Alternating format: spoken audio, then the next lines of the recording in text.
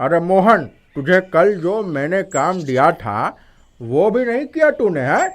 नहीं मालिक, मैंने तो कर दिया था। काम खत्म करने के बाद ही घर गया था। मुझे तो राजू ने बताया कि तुझे दिया हुआ काम उसने किया है। तेरा इस महीने का आधा ही पैसा मिलेगा, है? नहीं मालिक, ऐसा नहीं कीजिए। मैंने सच में काम खत्म कर दिया था। राजू को गलतफहमी हुई है। एक शब्द और मुंह से निकाला तो पूरे पैसे काट दूंगा, समझा? काम करना नहीं है, खाली जुम्बा चलती है? एक गांव में मोहन नाम का एक बहुत मेहनती और ईमानदार किसान रहता था। वो जमींदार लाला के यहाँ काम करता था, पर उसे उसके मेहनत के हिसाब से पैसे लाला नहीं देता था। राजू कपटी और चालाक था। हमेशा चिकनी चुपड़ी बातें बना के मोहन को फंसा देता था। मोहन दुखी होकर अपनी झोपड़ी में जाता है। बारिश हो रही होती है। उसकी एक प्यारी सी बेटी होती है जिसका नाम रानी होता है। रानी की माँ का देहांत हो चुका होता है। रानी बेटी, मैं घर आ गया। कहाँ है मेरी गुड़िया? रानी आकर मोहन के गले लग जाती है। पिताजी आप आ गए, भूख लगी है। मोहन अब खाना बनाने आता है। उसके चूल्हे पर पानी चू रहा होता है। मुश्किल से मोहन चूल्हे को बगल करता है, फिर पानी के लिए एक बाल्टी लगाता है, खाना बनाता है। मोहन और रानी साथ में खाना खाते हैं। चलो बेटी, अब सो जाओ। डरने की कोई बात नहीं है। तूफान कल सुबह तक चला जाएगा। बहुत तेज बिजली चमक रही होती है और तूफान भी तेज होने लगता है। मोहन सो नहीं पा रहा होता है। अचानक से उसकी झोंपड़ी हिलने लगती है। उसे खतरे का एहसास हो जाता है। वो जल्दी से रानी को गोद में उठाकर बारिश में बाहर आ जाता है। वैसे ही उसकी झोंपड़ी उड़ जाती है। हे भगवान, ये कैसा अनहोनी हो गया। अब मैं कहाँ जाऊंगा? रानी बिटिया को कहाँ सुलाऊं? वो मदद के लिए लोगों का दरवाजा खटखटाता है, पर कोई उसकी मदद नहीं करता। गांव में एक बहुत पुराना विशाल नीम का पेड़ होता है। आखिरकार मजबूर होकर वो उस नीम के पेड़ के नीचे जाकर रात बिताता है। सुबह होती है। रानी बेटी, उठ जाओ। उठो रानी।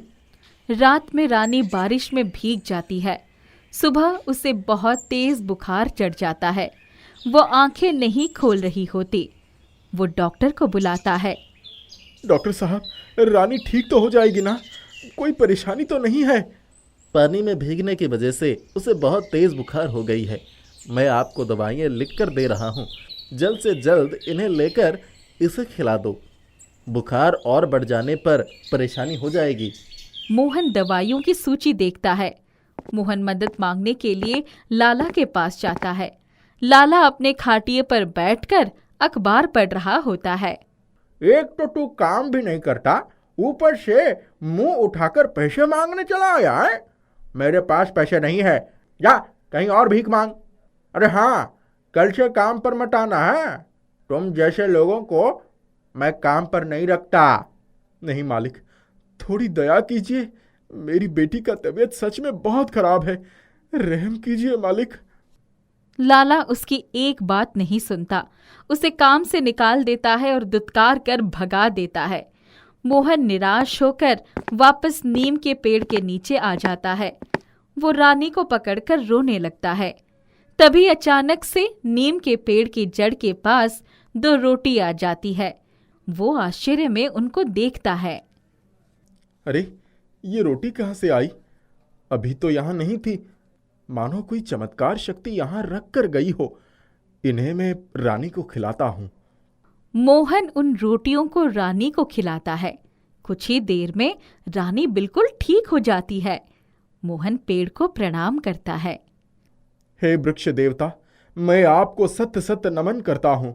आपने मेरी बेटी की जान बचाई। तभी नीम के पेड़ से आवाज आती है। वो पेड़ जादुई होता है। मोहन, तुम दिल के बहुत साफ और ईमानदार हो। ये चमत्कारी रोटी इसलिए तुम्हारे लिए प्रकट हुई। तुम्हें चिंता करने की जरूरत नहीं है।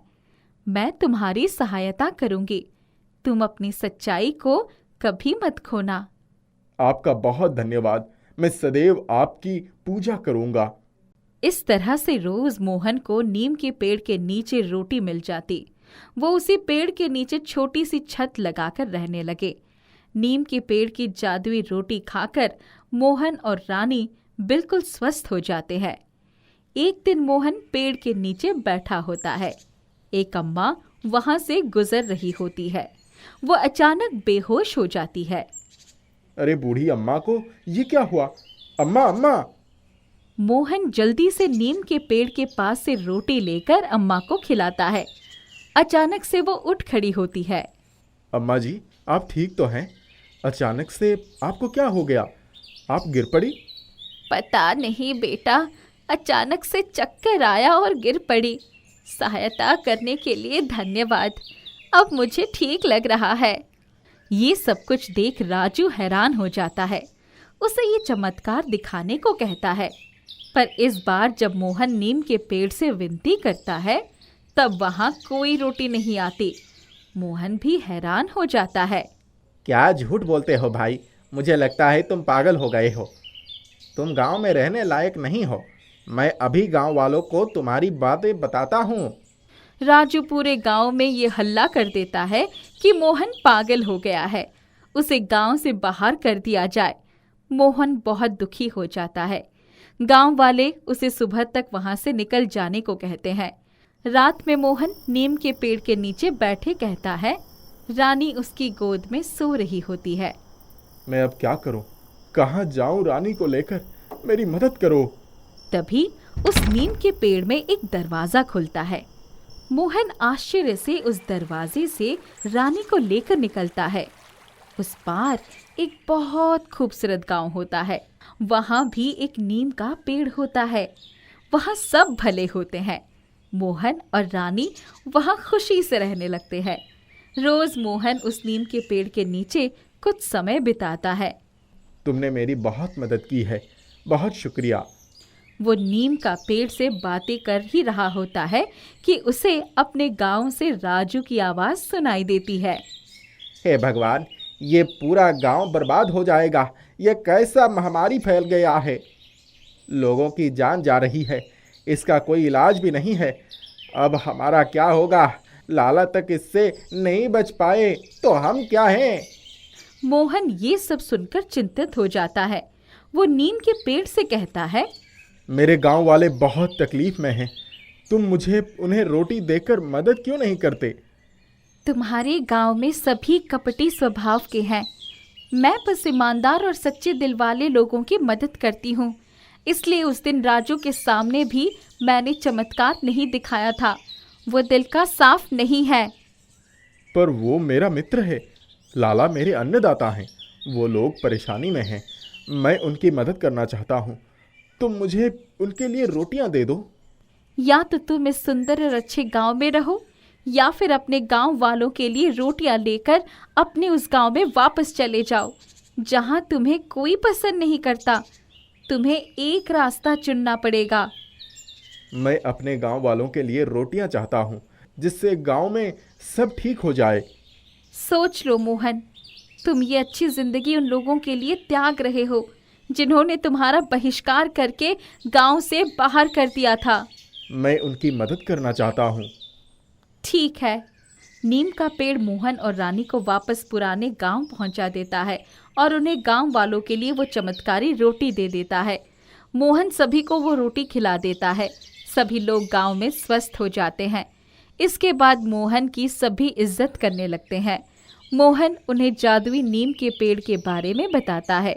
फिर गांव वाले उस नीम के पेड़ की भी पूजा करने लगते हैं। राजू और लाला मोहन से अपने बुरे बर्ताव के लिए माफी मांगते हैं और आगे से सच्चाई और अच्छाई के रास्ते पर चलने की कसम खाते हैं। सौदापुर गांव में प्रताप नाम का एक गरीब लुहार रहता था। उसकी 3 बेटियां थी, जिनके नाम सोना, चंदा और रोशनी थे। ये तीनों बहनें घर के काम काज में निपुण थी और सयानी भी हो गई थी। इसलिए प्रताप उनकी शादी के लिए योग्य लड़कों की तलाश में था। प्रताप के एक रिश्तेदार को जब इसके बारे में पता चला तो वो भागते हुए उसके पास आए और उसे कहने लगे, क्यों रे प्रताप, बिटिया सयानी हो गई हैं, अब तो उनके हाथ पीले कर दे। मैं तो उनकी शादियां कराने के लिए तैयार बैठा हूँ, पर योग्य लड़के भी तो मिले। लो कर लो बात।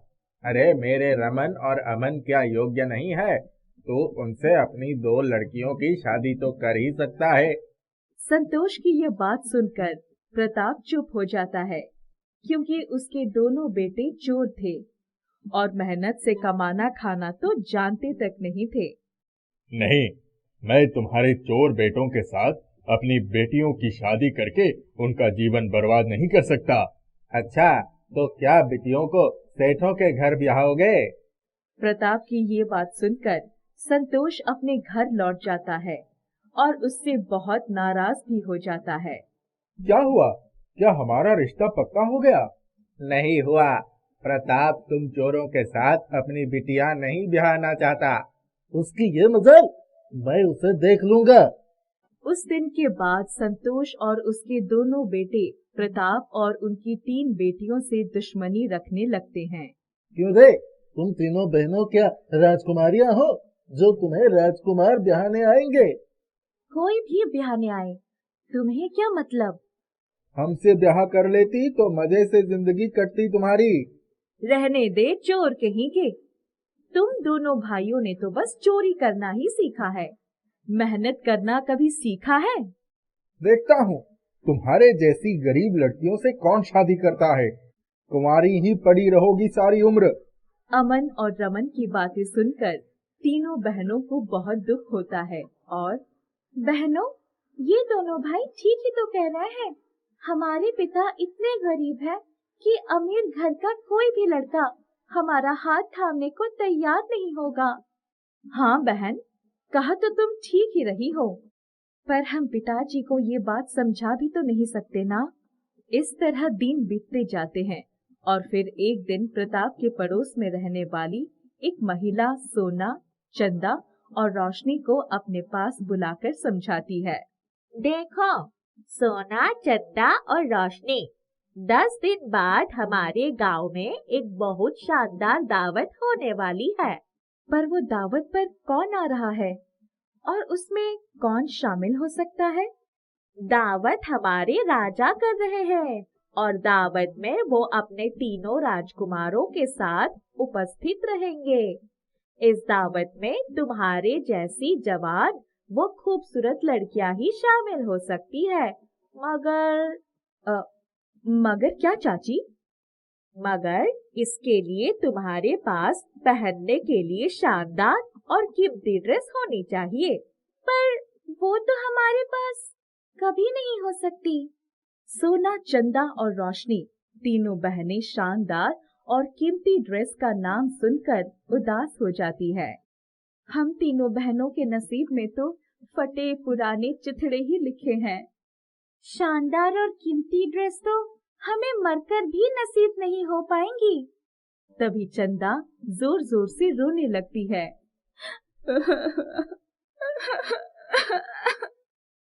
पर बहनों, मुझे तो दावत में शामिल होना है। मुझे तो वहां जाने के लिए नई ड्रेस जरूर चाहिए। इस तरह रोने से क्या होगा चंदा? हम दोनों तेरे लिए ऐसी ड्रेस कहाँ से लाएं? हमारा बाप बहुत गरीब है। जब सोना चंदा से ये कह ही रही होती है, तभी उनके घर एक सन्यासिनी बुढ़िया आ जाती है। अरे सुनो बेटी, क्या तुम मुझे भूखी बुढ़िया को थोड़ा खाना खिला सकती हो? हाँ हाँ, आइए आइए। तीनों बहनें उस सन्यासिनी को पेट भरकर खाना खिलाती हैं और फिर वो सन्यासिनी उनसे पूछती है, अरे बेटी, एक बात तो बताओ, थोड़ी देर पहले ये तुम्हारी बहन क्यों रो रही थी? क्या तुम बहनों को कोई दुख है? सन्यासिनी के पूछने पर तीनों बहनें उन्हें सारी सच्चाइयां बता देती है और उनकी बातें सुनकर सन्यासिनी उनसे कहती है, बेटी, तुम तीनों को चिंता करने की जरूरत नहीं है। तुम्हारे लिए कीमती ड्रेस का इंतजाम मैं कर देती हूँ।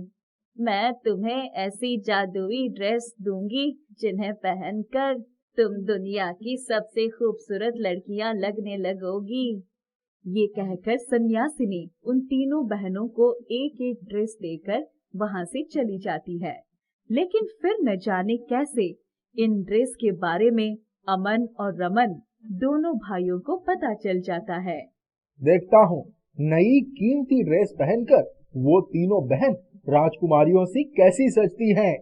फटे चीथड़ों की औकात नहीं है, चली है राजकुमारियों सी सजने। दावत खाएंगी दावत। दावत तो आज रात ही खिलाऊंगा उनको।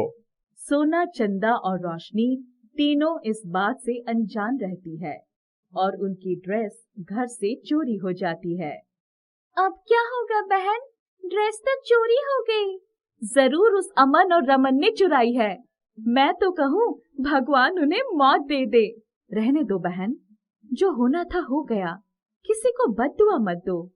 हम गरीब बहनों की किस्मत में सुख लिखा ही नहीं है। वे इस तरह बातें कर रही होती है कि वो सन्यासिनी फिर से वहां आ जाती है और वे तीनों बहनें उसे सारी सच्चाइयां बता देती है।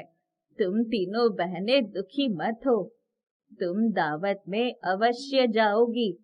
मैं तुम्हें उनसे भी शानदार और कीमती ड्रेस दे देती हूँ। पर उन चोरों का क्या होगा? उन्हें भी तो उनके किए की सजा मिलनी चाहिए। उन्हें उनके अपराध की सजा जरूर मिलेगी और वो भी तुम्हारी आंखों के सामने। ये कहकर सन्यासिनी उन्हें एक एक ड्रेस देकर वहां से चली जाती है और फिर दावत का दिन आ जाता है। सोना, चंदा और रोशनी तीनों बहनें अपनी अपनी ड्रेस पहनकर दावत में शामिल होती है। वे तीनों उन ड्रेस में इतनी सुंदर लग रही थी कि देखने वालों की नजर उन पर से हट ही नहीं रही थी। अरे मंत्री जी, ये 3 लड़कियां कौन है? ये तो आसमान से उतरी परियां लग रही हैं। महाराज, ये हमारे गांव के गरीब लुहार प्रताप की बेटियां हैं। मंत्री जी, ये तो हमें पसंद आ गई। हम चाहते हैं कि इनकी शादियां हमारे तीनों राजकुमार से हों। क्यों रानी जी? जी महाराज।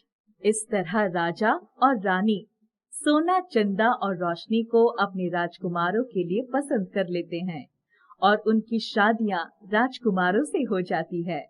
मगर उसी दौरान कुछ सैनिक अमन और रमन को पकड़कर राजा के सामने लाते हैं।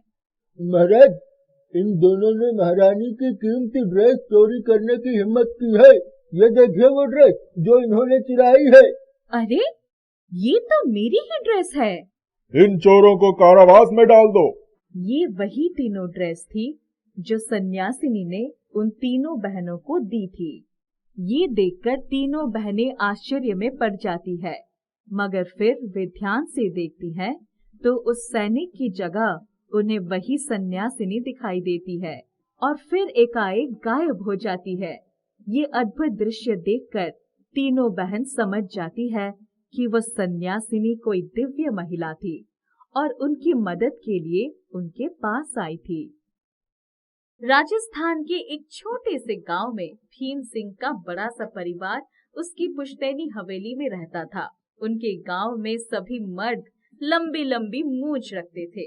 भीम सिंह के परिवार में भी सभी मर्दों की लंबी लंबी मूंछें थी, लेकिन उनके सबसे छोटे पोते चेतन को मूंछ रखना बिल्कुल पसंद नहीं था और उसने एक दिन बिना किसी को बताए अपनी मूंछें कल्लू नाई से कटवा दी, जिसके बाद घर में हंगामा हो गया। नालायक, हमारे कुल का नाम खराब करेगा।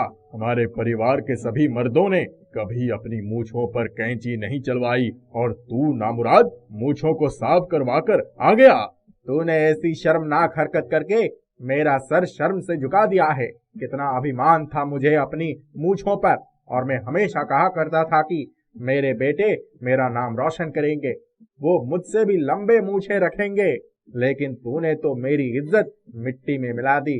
अरे नालायक, कम से कम अपने भाई से ही कुछ सीख लेता।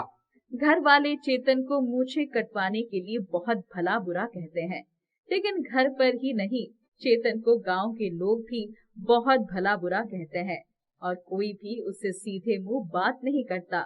एक दिन घर वालों और गांव वालों के व्यवहार से दुखी होकर चेतन घर छोड़कर चला जाता है। वो गांव से बहुत दूर निकल आता है और एक बड़े से पेड़ के पास आकर रुकता है। वो कुछ देर पेड़ के नीचे विश्राम करने के लिए बैठ जाता है।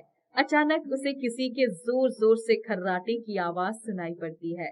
वो इधर उधर देखता है और उसे कोई दिखाई नहीं पड़ता।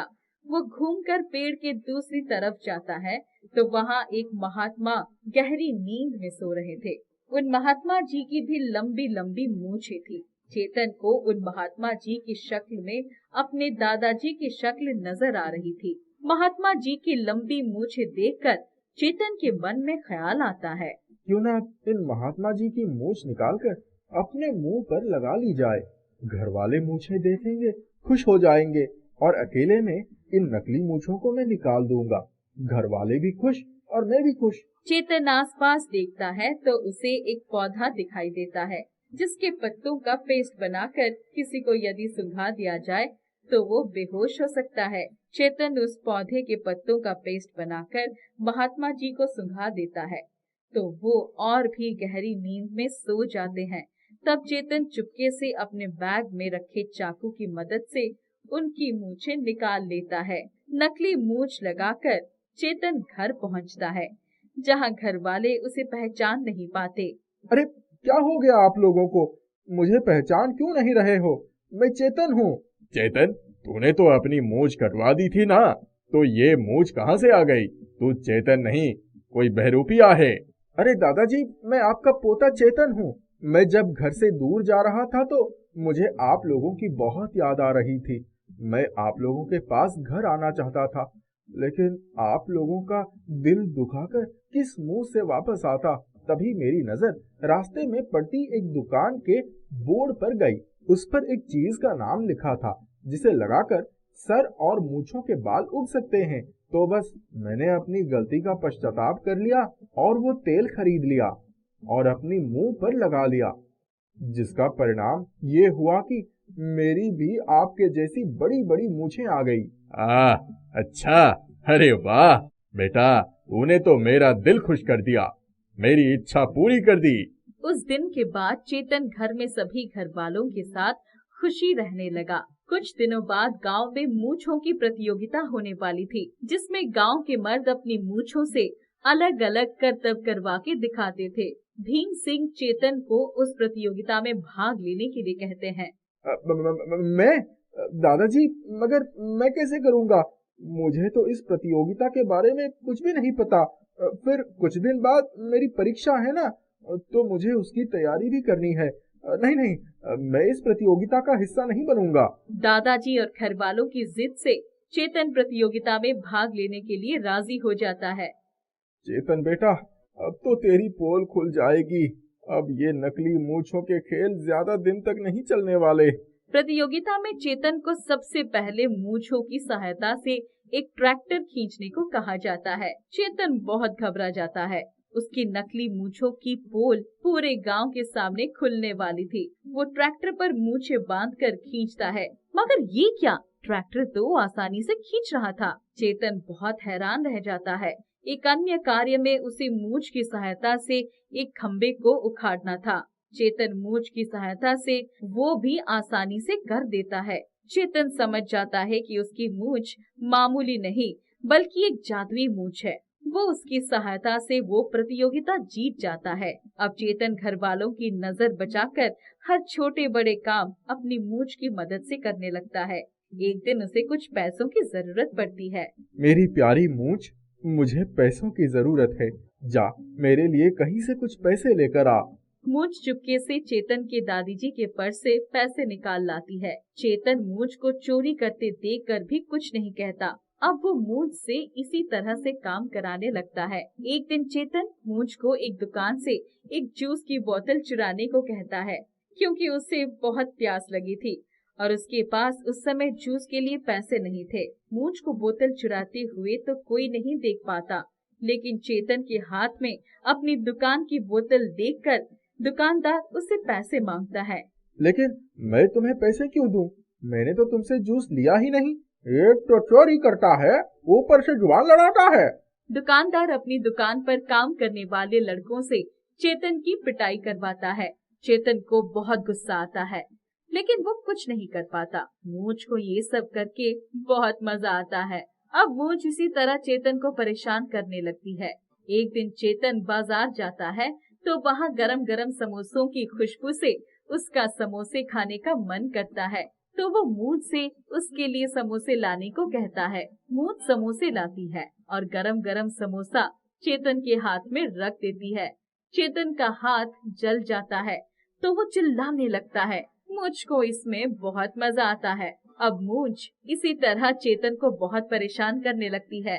चेतन मूंछ को काटने की सोचता है, लेकिन ये क्या, जैसे ही वो मूंछ काटने के लिए कैंची उठाता है, कैंची उसके हाथ से दूर जा गिरती है। फिर मूंछ वो कैंची उठाकर चेतन के सारे बाल काटकर उसको गंजा कर देती है। अब चेतन बहुत परेशान हो जाता है और उस मूंछ से छुटकारा पाना चाहता है। वो उन महात्मा जी को ढूंढने जाता है जिनकी वो मूंछ थी। उसे एक जगह वो मिल जाते हैं। महात्मा जी, कृपया मेरी मदद कीजिए, मुझे उस मूंछों से छुटकारा दिलवाइए। मूंछ से छुटकारा?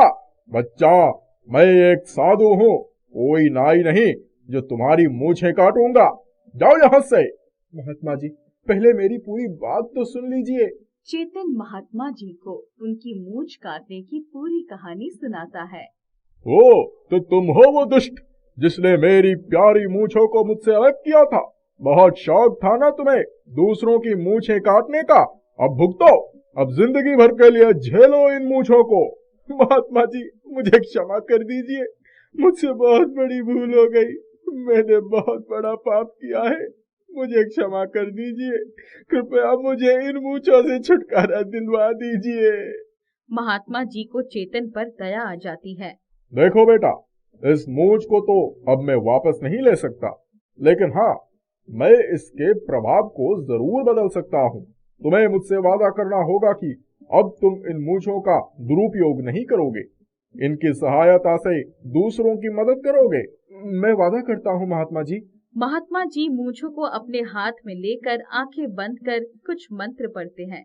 इसके बाद चेतन वापस घर आ जाता है और उसके घर पहुंचने तक उसके सर के बाल भी वापस आ जाते हैं। उसके बाद से चेतन मूंछों की सहायता से हमेशा दूसरों की मदद करता है।